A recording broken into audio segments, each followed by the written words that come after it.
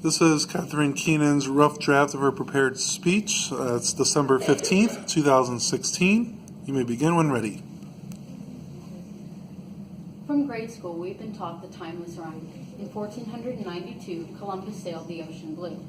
For most, that is the only fact they remember about the man who discovered the Americas. The very same man who enslaved thousands and was responsible for the deaths of millions more. A man who, by all accounts, facilitated and participated in the mass slaughter and rape of native peoples. And yet, he has a national holiday on par with MLK and Abraham Lincoln. Columbus Day is a day that venerates a lost sailor who set in motion the practice of cruelty and disregard for human life that would continue long after his death. Columbus Day is one of those murky American holidays. It has no real religious significance nor any favorable historical meaning. So where does it come from? The answer to that question is a strange one. In the early 1930s, a Catholic organization known as the Knights of Columbus wanted a male Catholic role model to be celebrated across the United States. Who better than their own namesake? In 1937, after using their vast political and financial connections, the Knights brought President Roosevelt and Congress to heel and declared October 12th a national holiday. Although questions were raised concerning the historical evidence against Columbus, they were silenced by the Knights, who had a vested interest in Columbus Day both religiously and culturally. Despite all the propaganda produced by these organizations that would have you believe in Columbus's intentions, history tells us otherwise. From various journals kept along the 4 voyages Columbus made, historians have managed to paint a grisly picture of Columbus's conduct toward native peoples. Christopher Columbus was a man so cruel that he ordered natives, who did not pay enough gold tribute, to have their hands chopped off, a veritable death sentence for the time.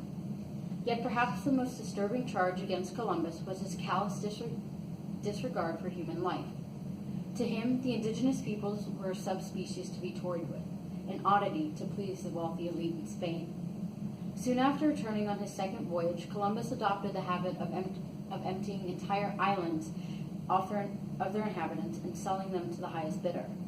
Not only was this system destructive to the various regional cultures, but it also began the transatlantic slave trade, a practice that left a scar on the New World, a scar we are still trying to heal from. If that's not enough, he also took great joy in providing bed slaves to his friends and followers, most of whom were between the ages of 9 and 10 years old. Columbus robbed these people of their most valuable treasure, their future. He stole away what might have been and replaced it with a life granted on the whims of others. Christopher Columbus was a horrible human being. That is a fact.